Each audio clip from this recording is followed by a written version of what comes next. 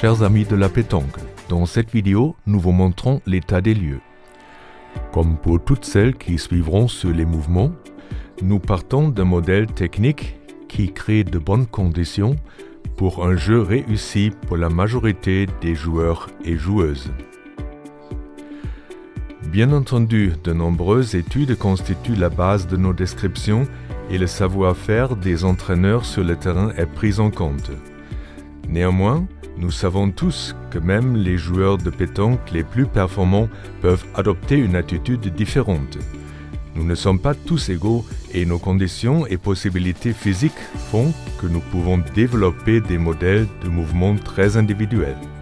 Mais ce n'est pas un critère pour les autres et il n'est généralement pas possible de le reproduire dans son propre jeu. Essayez une fois dans la phase finale du lancer de vous tenir comme l'un des joueurs les plus performants, Dylan Rocher. Aucune chance. La condition préalable à un bon lancer est une position stable dans le cercle. Celle-ci constitue la base d'un début de mouvement sûr et permet ainsi d'augmenter la précision du lancer. Cette position nous permet d'être stable au centre du corps lorsque nous lançons la boule de la main. C'est le plus important.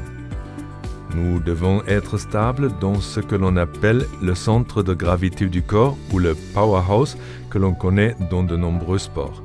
Si nous ne sommes pas stables au centre du corps, des mouvements inutiles de notre corps auront des effets nuisibles sur le déroulement du mouvement et donc sur la trajectoire de la boule.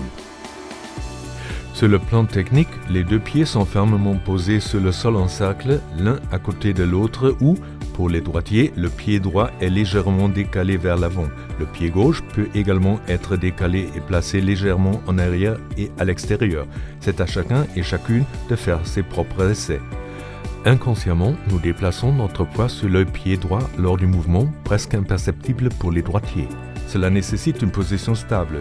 Une position trop étroite du pied entraîne généralement une position instable. Bien entendu, les exceptions ne font pas la règle. Par exemple, voir Dylan Rocher.